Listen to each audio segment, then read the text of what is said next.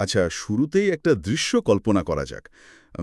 বিশাল একটা লাইব্রেরি, মানে চারিদিকে শুধু বই আর বই, লাখ লাখ বই, হাজার হাজার তাক। বাপরে, শুনতেই তো ভয় লাগছে। একদম। এখন ধরুন কোনো একটা নির্দিষ্ট তথ্যের উত্তর খোঁজার জন্য কাউকে যদি প্রতিবার, মানে প্রত্যেকটা প্রশ্নের জন্য ওই লাইব্রেরির একদম প্রথম বইয়ের প্রথম পৃষ্ঠা থেকে শুরু করে শেষ বইয়ের শেষ পৃষ্ঠা পর্যন্ত পড়তে হয়। সেটা তো রীতিমতো অসম্ভব একটা ব্যাপার, মানে অবিশ্বাস্য রকমের ক্লান্তিকর একটা কাজ। ঠিক, হাস্যকর বটে। কিন্তু আশ্চর্যের বিষয় হলো আমাদের বর্তমান সময়ের অত্যাধুনিক এআই, ওই যে লার্জ ল্যাঙ্গুয়েজ মডেলগুলো আছে, তারা ঠিক এভাবেই কাজ করে। মানে তারা কোড বেস বা ফাইলগুলো এভাবেই পড়ে। হ্যাঁ, তারা প্রায় অন্ধের মতো পুরো সিস্টেমে উত্তর হাতড়ে বেড়ায়। কোথাও কোনো ইন্ডেক্স বা সূচিপত্র থাকে না। তো আজকের এই গভীর আলোচনায় আমরা এমন একটি প্রযুক্তি নিয়ে কথা বলবো, যা ওই বিশাল লাইব্রেরির জন্য, মানে ওই তথ্যের পাহাড়ের জন্য একটা ম্যাজিক ইন্ডেক্স কার্ড সিস্টেম তৈরি করে ফেলে। প্রজেক্টটির নাম হচ্ছে গ্রাফিফাই। গিটহাবে যাকে শাফি শামসি/গ্রাফিফাই নামে পাওয়া যায়। একদম। আর এই প্রজেক্টটি কিন্তু 2026 সালের এপ্রিল মাসে রীতিমতো একটা বিস্ময় তৈরি করেছে। মানে মাত্র কয়েকদিনের মধ্যে 13,000 থেকে শুরু করে 30,000-এর বেশি গিটহাব স্টার অর্জন করে নিয়েছে। এটা সত্যি অভাবনীয় একটা রেসপন্স। তো আজকের আলোচনায় আমাদের মূল লক্ষ্য হলো এই টুলটি কিভাবে কোড বেস এবং সাধারণ ফাইলগুলোকে একটা নলেজ গ্রাফে রূপান্তর করছে, আর কিভাবে এআই ডেভেলপমেন্টের জগৎটাকে পুরোপুরি বদলে দিচ্ছে সেটা সহজভাবে বোঝা। শুরুতেই আপনার ওই লাইব্রেরির রূপকটা কিন্তু দারুণ মানিয়েছে, কারণ গ্রাফিফাইয়ের মূল কাজটা শুধু সময় বাঁচানো নয়। মানে যখন কোনো বড় প্রজেক্টে কাজ চলে তখন ফাইলগুলো খুব বিক্ষিপ্ত অবস্থায় থাকে। হ্যাঁ, ছড়ানো ছিটানো থাকে। ঠিক, এআই এর জন্য এই বিক্ষিপ্ত ডেটার পাহাড় থেকে সঠিক কনটেক্সট বা প্রেক্ষাপট বোঝাটা ভীষণ কঠিন। গ্রাফিফাই মূলত ডেটার ভেতরের লুকানো সম্পর্কগুলোকে, মানে কানেকশনগুলোকে খুঁজে বের করে এবং সেগুলোকে একটি নির্দিষ্ট স্ট্রাকচার বা কাঠামোর মধ্যে নিয়ে আসে। ও আচ্ছা, মানে বিচ্ছিন্ন বিন্দুগুলোকে যুক্ত করে একটা পূর্ণাঙ্গ ম্যাপ তৈরি করে দিচ্ছে। একদম তাই, এটাই এর সবচেয়ে বড় কৃতিত্ব।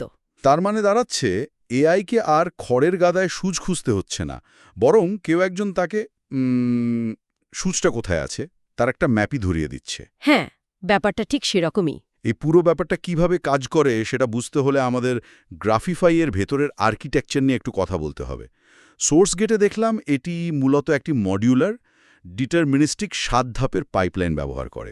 7টা ধাপ? হ্যাঁ, সহজ কথায় এটি কাঁচা ফাইলগুলোকে ধাপে ধাপে প্রসেস করে একটি নেটওয়ার্ক এক্স নলেজ গ্রাফে পরিণত করে। এখানে এই নেটওয়ার্ক এক্স শব্দটা শুনে খুব জটিল মনে হলেও ব্যাপারটা আসলে খুব সোজা। মানে এটি হলো পাইথনের এমন একটি লাইব্রেরি যা ডেটার বিন্দুগুলোকে জালের মতো একে অপরের সাথে যুক্ত করে একটা দৃশ্যমান ম্যাপ তৈরি করতে পারে। আচ্ছা, মানে ভিজুয়াল একটা রূপ দেয়। হ্যাঁ। আর ওই 7টি ধাপ কি কি? ধাপগুলো হলো detect, extract, build graph, cluster, analyse, report এবং এক্সপোর্ট। বাপরে, অনেকগুলো কাজ। হ্যাঁ, কিন্তু সবচেয়ে মজার ব্যাপার হলো এই ধাপগুলোর মধ্যে যোগাযোগের জন্য কোনো শেয়ার্ড মেমোরি বা জটিল স্টেট ব্যবহার করা হয় না। তাই নাকি? তাহলে ডেটা পাস করে কিভাবে? শুধুমাত্র সাধারণ পাইথন ডিকশনারি ব্যবহৃত হয়। এক ধাপ কাজ শেষ করে তার ফলাফল ডিকশনারি আকারে পরের ধাপে পাঠিয়ে দেয়। মানে এর ফলে পুরো সিস্টেমটা কোনো ক্র্যাশ ছাড়াই অত্যন্ত স্থিতিশীলভাবে চলতে পারে। এই মডিউলার ব্যাপারটা আসলেই দারুণ। মানে একটা ধাপের সমস্যা অন্য ধাপকে আটকাচ্ছে না। বিশেষ করে এর ওই এক্সট্র্যাক্ট ধাপটা আমাকে খুব অবাক করেছে। কেন? কি আছে সেখানে? এই টুলটি নাকি 20-এরও বেশি প্রোগ্রামিং ল্যাঙ্গুয়েজ স্ক্যান করতে পারে, আর এর জন্য তারা ট্রিসিটা নামের একটি পার্সার ব্যবহার করে, যা এএসটি বা অ্যাবস্ট্র্যাক্ট সিনট্যাক্স ট্রি তৈরি করে। হ্যাঁ, এই এএসটি জিনিসটা অনেকটা কোডের এক্স-রে করার মতো। ঠিক বলেছেন। কোডের মূল কঙ্কালটা কেমন, কোথায় কোনো ফাংশন আছে, সেটা বোঝার জন্য এখানে কোনো দামি এআই মডেলের প্রয়োজনই হয় না। মানে এটি সম্পূর্ণ ফ্রিতে এবং চোখের পলকে কাজ করে। আর শুধু কোড নয় কিন্তু। হ্যাঁ, সেটাই বলছিলাম। কোডের বাইরে গিয়ে অডিও বা ভিডিও ফাইলের ভেতর কি আছে তা বোঝার জন্য এটি লোকাল ফাস্টার হুইসপার মডেল ব্যবহার করে, আর পিডিএফ বা ইমেজের জন্য ভিশন মডেল ব্যবহার করে। এই জায়গাটাতেই গ্রাফিফাই অনন্য, মানে এই মাল্টিমোডাল সাপোর্টটা, বিভিন্ন ধরনের ফাইল একসাথে বোঝার ক্ষমতাটা আসলেই গেম চেঞ্জার। একটা উদাহরণ দেওয়া যায় কি? ধরুন কোনো সফটওয়্যার টিমের একটা মিটিংয়ের অডিও রেকর্ডিং প্রজেক্ট ফোল্ডারে পড়ে আছে। গ্রাফিফাইয়ের ফাস্টার হুইসপার মডেলটি লোকালি সেই অডিও শুনে তার টেক্সট বের করে আনবে। ও আচ্ছা, মানে ট্রান্সক্রিপ্ট তৈরি করবে। একদম। তারপর কোডের কোনো ফাইলের সাথে ওই মিটিংয়ের আলোচনার সম্পর্ক আছে তার সরাসরি গ্রাফে যুক্ত করে দেবে। ওয়াও, এটা তো বিশাল ব্যাপার। একইভাবে পিডিএফে যদি কোনো আর্কিটেকচারাল ডায়াগ্রাম থাকে, ভিশন মডেল সেটাও বুঝে নিয়ে নলেজ গ্রাফে বসিয়ে দেবে। এর ফলে প্রজেক্টের কোড আর নন কোড ডেটার মধ্যে এক অসাধারণ মেলবন্ধন তৈরি হয়। এই যে কাজ করার ধরনটা, সোর্সে যাকে বলা হচ্ছে টু পাস অ্যাপ্রোচ, মানে প্রথমে এএসটি পার্সিং এবং পরে এলএলএম বা এআই এর ব্যবহার, এটাকে আমি একটা বাড়ি তৈরির সাথে তুলনা করতে চাই। আচ্ছা, শুনি আপনার উদাহরণটা। ধরুন, প্রথমে একজন সাধারণ মিস্ত্রিকে দিয়ে খুব কম খরচে বা বিনা খরচে বাড়ির মূল কাঠামো বা স্কেচ তৈরি করে নেওয়া হলো। মানে কোথায় দেয়াল থাকবে, কোথায় দরজা জানলা বসবে, সেটা মিস্ত্রি নিখুঁতভাবে দাঁড় করিয়ে দিল। মানে আমাদের এএসটি পার্সিং। একদম তাই, এটাই ইএসটি পার্সিং। এরপর শুধুমাত্র ভেতরে জটিল ডিজাইনের জন্য, মানে দেয়ালের রঙের টেক্সচার কেমন হবে বা কোন ফার্নিচার কোথায় মানাবে, সেটার জন্য একজন দামি ইন্টেরিয়ার ডিজাইনারকে ডাকা হলো। আর এই ইন্টেরিয়ার ডিজাইনার হলো আমাদের এলএলএম। ঠিক ধরেছেন। পুরো বাড়ির ইট বালুর হিসাব তো আর ওই দামি ডিজাইনারকে দিয়ে করানোর কোনো যৌক্তিকতা নেই, তাই না? খুব সুন্দর একটা উদাহরণ। ঠিক এভাবেই গ্রাফিফাই কম্পিউটেশনাল খরচ বাঁচায়। আর এই পুরো প্রক্রিয়ায় সবচেয়ে আকর্ষণীয় যে বিষয়টি বেরিয়ে আসে তা হল গড নোডস। গড নোডস নামটা তো বেশ ভারী। কি এটা আবার কি? যখন গ্রাফিফাইয়ের অ্যানালাইজ ধাপটি কাজ করে তখন এটি এই গড নোডসগুলোকে খুঁজে বের করে। গড নোড হল সেই নির্দিষ্ট ফাইল বা কম্পোনেন্ট যা পুরো প্রজেক্টের একটা মূল হাব বা কানেক্টর হিসেবে কাজ করে। মানে প্রজেক্টের হার্ট বা কেন্দ্রবিন্দু বলতে পারি। ঠিক তাই। যেমন ডেটা ঘাঁটলে দেখা যায় ল্যাংচেনের ৮১২টি ফাইলের একটি বিশাল কোড বেস স্ক্যান করে গ্রাফিফাই মাত্র ৪৫ সেকেন্ডের মধ্যে বের করে ফেলেছিল যে routing.py নামের ফাইলটি আসলে পুরো সিস্টেমের একটা গড নোড। দাঁড়ান, মাত্র ৪৫ সেকেন্ডে ৮১২টি ফাইল? হ্যাঁ, অবিশ্বাস্য হলেও সত্যি। এই জায়গাতে একটু পরিষ্কার করা দরকার। আচ্ছা, যদি এআই নিজে থেকে এই গড নোডটার কথা না জানতো তাহলে কি হতো? খুব ভালো প্রশ্ন করেছেন। এআই যদি না জানত যে routing.py ফাইলটি সবচেয়ে গুরুত্বপূর্ণ, তাহলে সে হয়তো উত্তর খোঁজার জন্য অযথাই বাকি ৮১১টি ফাইল পড়ে সময় নষ্ট করত। আর টোকেনও পোড়াতো প্রচুর। একদম। অথবা ভুল ফাইলের উপর ভিত্তি করে ভুল উত্তর বা হ্যালুসিনেশন তৈরি করত। গ্রাফিফাই এই গড নোড খুঁজে বের করার জন্য লেইডেন ক্লাস্টারিং অ্যালগরিদম ব্যবহার করে। লিডেন ক্লাস্টারিং মানে এটা কি এআইয়েরই কোনো অংশ? না, এটাই তো মজার বিষয়। সাধারণত এই ধরনের কাজ করার জন্য অন্যান্য এআই টুলগুলো ভারী ভেক্টর ডেটাবেস ব্যবহার করে। ভেক্টর ডেটাবেস মূলত সাধারণ শব্দকে বিশাল বিশাল সংখ্যার লিস্টে পরিণত করে, যা প্রচুর মেমরি দখল করে। হ্যাঁ, ভেক্টর ডেটাবেস তো বেশ হেভিওয়েট। কিন্তু গ্রাফিফাই কোনো ভেক্টর ডেটাবেস ছাড়াই শুধুমাত্র গাণিতিক ফর্মুলা ব্যবহার করেই এই ক্লাস্টারগুলো বের করে ফেলে। ৪৫ সেকেন্ডে গাণিতিকভাবে পুরো প্রজেক্ট বুঝে ফেলার ব্যাপারটা আসলেই চমকপ্রদ। কিন্তু প্রযুক্তি যতই সুন্দর হোক না কেন, এআই ডেভেলপমেন্টে বর্তমানে সবচেয়ে বড় মাথাব্যথা হল এপিআই টোকেন খরচ। হবে একদম। ডেভেলপাররা সবসময় আতঙ্কে থাকেন কখন এআই এর টোকেন খরচ আকাশ ছোঁয়া হয়ে যায়। এবার দেখা যাক গ্রাফিফাই এখানে কতটা ম্যাজিক দেখাতে পারে।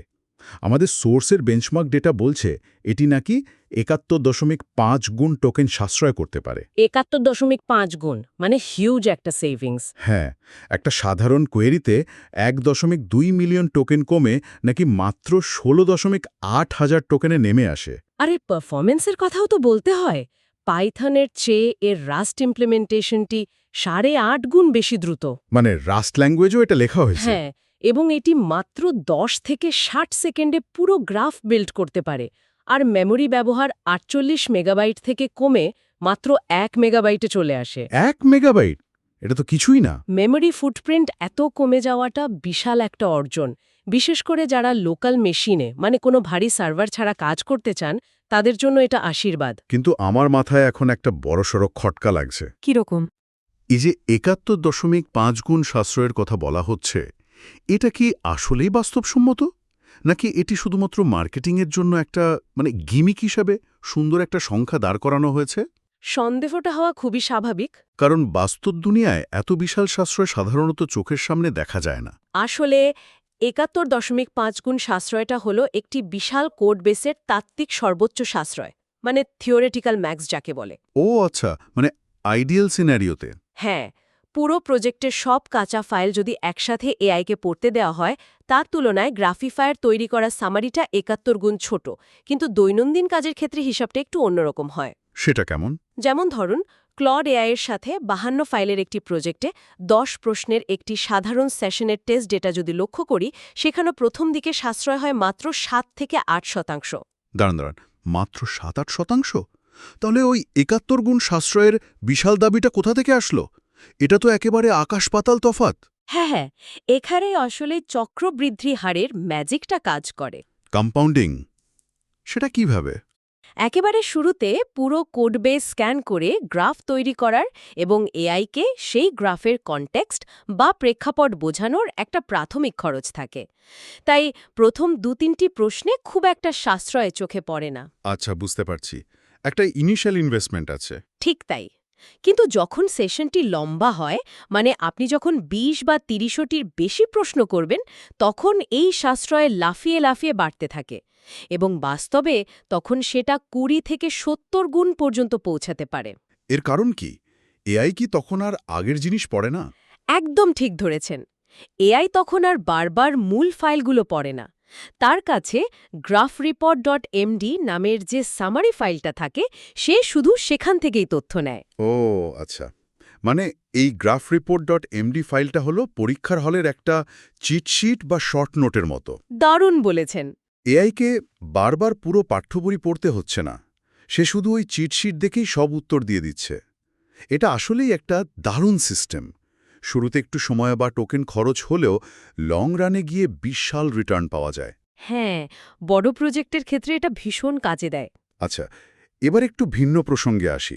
একটা টুল যতই ভালো হোক বা যত টাকাই বাঁচাক না কেন, ডেভেলপারদের দৈনন্দিন কাজের পরিবেশের সাথে ওয়ার্কফ্লোর সাথে সেটি যদি খাপ খাওয়াতে না পারে, তবে তা খুব তাড়াতাড়ি হারিয়ে যায়। এটা খুবই সত্যি কথা। ডেভেলপাররা তাদের চেনা টুলগুলো বাদ দিয়ে নতুন কিছু শিখতে চান না। হ্যাঁ, তো গ্রাফিফাই কিভাবে বর্তমান ইকোসিস্টেমের সাথে মিশে যাচ্ছে সেটা জানা খুব জরুরি। আমি সোর্সে দেখলাম গ্রাফিফাই ১৫টির বেশি প্ল্যাটফর্মের সাথে যুক্ত হতে পারে, তবে বিশেষ করে ক্লাউড কোডের সাথে এর ইন্টিগ্রেশন সবচেয়ে গভীর। হ্যাঁ, ক্লাউড কোডের সাথে এটা দারুণ কাজ করে। এখানে গ্রাফিফাই একটি স্কিল হিসেবে কাজ করে, যাকে টার্মিনালে /grapify কমান্ড দিয়ে সরাসরি চালানো যায়। একদম ঠিক। আর এই ইন্টিগ্রেশনের সবচেয়ে শক্তিশালী দিকটি হল তাদের প্রি-টুল ইউজ হুক। প্রি-টুল ইউজ, এটা আবার কিভাবে কাজ করে? এই মেকানিজমটা বোঝা খুব জরুরি। সাধারণত যখন এআইকে কোডের কোনো সমস্যা খুঁজতে বলা হয়, তখন সে গ্র্যাপ বা গ্লবের মতো টুল ব্যবহার করে পুরো প্রজেক্ট হাতড়ে বেড়ায়। অন্ধের মতো এদিক ওদিক খুঁজতে থাকে। হ্যাঁ, কিন্তু এই প্রি-টুল ইউজ হুক এআইকে সেই কাজ শুরু করার আগেই থামিয়ে দেয়। থামিয়ে দেয় কেন? সে এআইকে বলে, অন্ধের মতো খোঁজাখুঁজি করার আগে এই graphreport.md ম্যাপটা পড়ে নাও। এতে এআই এর কাজ অনেক বেশি সুনির্দিষ্ট এবং নিখুঁত হয়ে যায়। এই ব্যাপারটা অসাধারণ। এর ফলে এআই ঠিক জানে তাকে কোথায় যেতে হবে। এর আরেকটি দারুণ দিক হল অলওয়েজ অন কনটেক্সট ইনজেকশন। হ্যাঁ, এটা নিয়ে একটু বলুন তো। ধরুন কেউ স্যাপ, বিটিপি বা ক্লাউড প্রজেক্টের মতো কোনো বিশাল খুব জটিল কর্পোরেট ইকোসিস্টেমে কাজ করছেন। সাধারণত এমন বড় প্রজেক্টে কাজ করার সময় ডেভেলপারকে বারবার প্রম্পট দিয়ে এআইকে মনে করিয়ে দিতে হয় যে প্রজেক্টের স্ট্রাকচার কেমন। হ্যাঁ, কনটেক্সট ভুলে যায় এআই। ঠিক। কিন্তু গ্রাফিফাইয়ের কারণে সেটা নিজ থেকে সবসময় এআই এর মাথায় ইনজেক্ট হতে থাকে। এটা ডেভেলপারদের অনেক সময় বাঁচিয়ে দেয়। এছাড়াও দেখতে পাচ্ছি এটি কার্সার, ইডার, ভিএস কোড এবং অবসিডিয়ানের মতো টুলের সাথে চমৎকার কাজ করে। অবসিডিয়ানের বিষয়টা কিন্তু বেশ ইন্টারেস্টিং। হ্যাঁ, অবসিডিয়ান তো মূলত নোট নেওয়ার অ্যাপ। সেখানে কোড বেস এক্সপোর্ট করে কি লাভ? অবসিডিয়ানের সাথে এর ইন্টিগ্রেশনটা আসলে ডেভেলপারদের জন্য একটা ভিজুয়াল গেম চেঞ্জার। গ্রাফিফাই পুরো কোড বেসের ম্যাপটাকে যখন অবসিডিয়ানের ভোল্ট হিসেবে এক্সপোর্ট করে, তখন একজন ডেভেলপার চোখের সামনে পুরো প্রজেক্টটাকে একটি মাইন্ড ম্যাপের মতো দেখতে পান। ও আচ্ছা, মানে ভিজুয়ালি দেখা যায়। হ্যাঁ, কোন ফাইলের সাথে কোন ফাইলের সংযোগ, কোথায় গড নোড লুকিয়ে আছে, সবকিছু গ্রাফ আকারে স্ক্রিনে ভেসে ওঠে। এটি শুধু এআই এর জন্যই নয়, বরং মানুষের নিজের কোড বোঝার জন্য এক অসাধারণ টুল। দারুণ তো। আমরা যদি এটাকে একটু বড় পরিসরে অন্যান্য টুলের সাথে তুলনা করি তাহলে পার্থক্যটা স্পষ্ট হয়। যেমন মাইক্রোসফটের গ্রাফর্যাগ। হ্যাঁ, ওটার নাম তো বেশ শুনেছি। এটি দারুণ টুল, কিন্তু এটি পুরোপুরি এলএলএম এর উপর নির্ভরশীল এবং সেখানে ভেক্টর ডেটাবেসের প্রয়োজন হয়। যার মানে হলো প্রচুর মেমোরি আর ইনফ্রাস্ট্রাকচার খরচ, তাই না? একদম। আর সোর্স গ্রাফের মতো টুলগুলোর অবস্থান তাহলে কোথায়? সোর্স গ্রাফ মূলত একাধিক রিপোজিটরি বা ক্রস রেপো মধ্যে সম্পর্ক খোঁজার জন্য খুবই ভালো। কিন্তু গ্রাফিফাই? যখন সিঙ্গল রিপোজিটরি অর্থাৎ একটি নির্দিষ্ট কোড বেসের গভীরে গিয়ে তার কোড স্ট্রাকচার বুঝতে হয়, তখন গ্রাফিফাই অনেক বেশি কার্যকর। আর সবচেয়ে বড় কথা হল, কোনো ধরনের ক্লাউড ইনফ্রাস্ট্রাকচার বা সার্ভার ছাড়া সম্পূর্ণ লোকাল মেশিনে এত দ্রুত চলার ক্ষেত্রে গ্রাফিফাই অপ্রতিদ্বন্দ্বী। তার মানে প্রাইভেসি নিয়ে কোনো টেনশন নেই হলো। কিন্তু যে কোনো প্রযুক্তিই তো সীমাবদ্ধতা থাকে, তাই না? হ্যাঁ, তা তো বটেই। এবারের লুকানো দুর্বলতাগুলো বা বাস্তবতার মূল্যায়ন করা যাক। প্রথমে সুবিধাগুলো যদি আরেকবার দেখি, এটি 25-এর বেশি ল্যাঙ্গুয়েজ ও মাল্টিমোডাল সাপোর্ট দেয়, আর এর SHA-256 ক্যাশ ও গিট হুকের সিস্টেমটা দারুণ বুদ্ধিদীপ্ত। হ্যাঁ, ক্যাশিং সিস্টেমটা খুব এফেক্টিভ। যখন কোডের কোনো একটা লাইন পরিবর্তন হয়, তখন এটি পুরো গ্রাফ নতুন করে বিল্ড করে না, শুধুমাত্র পরিবর্তিত অংশটুকু বা ডেল্টাস আপডেট করে। এর ফলে ঘন্টার পর ঘন্টা সময় বেঁচে যায়। কিন্তু দুর্বলতার দিকে তাকালে সবচেয়ে বড় যে বিষয়টা চোখে পড়ে তা হল এটি এখনও পুরোপুরি এলএলএম মুক্ত নয়। ও, মানে এআই লাগবেই? প্রথম ধাপে এএসটি ব্যবহার করে কোডের কঙ্কালটা বুঝতে পারলেও সিম্যান্টিক বা অর্থগত ধাপের জন্য, মানে একটি কোড আসলে কি কাজ করছে তা গভীরে বোঝার জন্য, এটি এখনও এলএলএম-এর ওপর নির্ভর করে। আর এপিআই ব্যবহার করা তো পুরোপুরি ফ্রি নয়। ঠিক বলেছেন। বিশাল কোনো প্রজেক্টে এই সিম্যান্টিক পার্স চালানোর জন্য বেশ ভালো পরিমাণ টোকেন খরচ হতে পারে। আরেকটি ব্যাপার হলো, ছোট প্রজেক্টের জন্য এটি ব্যবহার করা তো ওভারকিল। মানে যেখানে মাত্র 10-12টা ফাইল আছে, সেখানে এত বড় একটা গ্রাফ পাইপলাইন চালানোর কোনো মানে হয় না। একদমই না, সেটা শুধু শুধু সময় নষ্ট। এখানে কিন্তু একটা বড় প্রশ্ন থেকে যায়। যেহেতু নন কোড ডেটা বা ফাইলের ভেতরের অর্থ বোঝার জন্য গ্রাফিফাই এখনও এলএলএম-এর ওপর নির্ভর করছে, তাহলে কি অন্যান্য র্যাক টুলের মতো এখানেও এআই-এর হ্যালুসিনেশন বা ভুল তথ্য দেওয়ার ঝুঁকি থেকে যাচ্ছে না? এটা খুবই চমৎকার একটা পয়েন্ট তুলেছেন। মানে এআই তো অনেক সময়ই না জেনে দারুণ আত্মবিশ্বাসের সাথে ভুল উত্তর দিয়ে বসে। হ্যাঁ, যেহেতু এখানে এলএলএম ব্যবহৃত হচ্ছে, তাই হ্যালুসিনেশনের ঝুঁকি একেবারে শূন্য বলা যাবে না। কিন্তু গ্রাফিফাই এই সমস্যা সমাধানের জন্য একটি খুব সুন্দর মেকানিজম তৈরি করেছে, যাকে বলা যায় ট্যাগিং সিস্টেম। ট্যাগিং সিস্টেম, সেটা কিভাবে কাজ করে? গ্রাফের মধ্যে যখন দুটি ফাইলের মধ্যে সম্পর্ক বা লিঙ্ক তৈরি হয়, তখন এটি 3টি আলাদা ট্যাগ ব্যবহার করে। প্রথমটি হল এক্সট্র্যাক্টেড বা সরাসরি সংগৃহীত। আচ্ছা। এর মানে হল সম্পর্কটি সরাসরি কোডের এএসটি থেকে গাণিতিকভাবে পাওয়া গেছে। এখানে এআই এর কোনো অনুমান নেই, তাই এটি 100% নিশ্চিত সত্য। ও আচ্ছা, মানে যেখানে সরাসরি কোডের লজিক কাজ করছে, সেখানে এআই এর কোনো কারসাজি নেই। একদম। কিন্তু দ্বিতীয় ট্যাগটি হল ইনফার্ড বা অনুমিত। যখন এআই কোনো ফাইলের কমেন্ট বা ডকুমেন্টেশন পড়ে, নিজে থেকে ধারণা করে যে এই দুটি ফাইলের মধ্যে কোনো সম্পর্ক থাকতে পারে, তখন এটি এই ট্যাগ দেয়। তার মানে এখানে এআই এর অনুমান কাজ করছে? ঠিক। আর তৃতীয়টি হল অ্যাম্বিগুয়াস বা অস্পষ্ট, যেখানে এআই নিজেও নিশ্চিত নয় যে সম্পর্কটা আসলে কেমন। এই ট্যাগিং সিস্টেমটা আর সত্যি খুব প্র্যাকটিক্যাল। মানে যা 100% সত্য সেটাকে আলাদা করে রাখা, আর যেটা এআইয়ের অনুমান সেটাকে মার্ক করে দেওয়া। হ্যাঁ, এর ফলে ডেভেলপাররা বুঝতে পারেন কখন এআইয়ের কথা চোখ বন্ধ করে বিশ্বাস করা যাবে আর কখন নিজের লজিক বা মানুষের জাজমেন্ট ব্যবহার করে ডাবল চেক করতে হবে। যারা প্রতিদিন তথ্যের পাহাড়ে বা বিশাল কোডবেসে তলিয়ে যাওয়ার অনুভূতি পান, আমাদের আজকের আলোচনায় তাদের জন্য একটা বড় বার্তা আছে। শুধু তথ্য বা জ্ঞান হাতের মুঠোয় থাকলেই হয় না, সেই তথ্যের মধ্যকার কাঠামো বা স্ট্রাকচার বুঝতে পারাটাই আসল। একদম ঠিক বলেছেন। বিচ্ছিন্ন তথ্যের চেয়ে সুবিন্যস্ত তথ্যের ক্ষমতা অনেক বেশি। গ্রাফিফাই মূলত সেই সুবিন্যস্ত কাঠামোটি তৈরি করে দিচ্ছে, যা এআইকে অন্ধভাবে না খুঁজে স্মার্টভাবে কাজ করতে শেখাচ্ছে। আর এই প্রসঙ্গের সূত্র ধরে আমি একটি ভিন্ন দৃষ্টিকোণের কথা বলতে চাই। হ্যাঁ, বলুন। বর্তমানে এর দুনিয়ায় সবাই এআই এর পেছনে ছুটছে। মানে একটি সাধারণ ধারণা তৈরি হয়েছে যে শুধু বড় থেকে আরও বড় নিউরাল নেটওয়ার্ক বানালেই পৃথিবীর সব জটিল সমস্যার সমাধান হয়ে যাবে। হ্যাঁ, সবাই তো সেদিকেই দৌড়াচ্ছে। কিন্তু গ্রাফিফাইয়ের মতো টুলের এই বিপুল সফলতা আমাদের অন্য কিছুর ইঙ্গিত দেয়।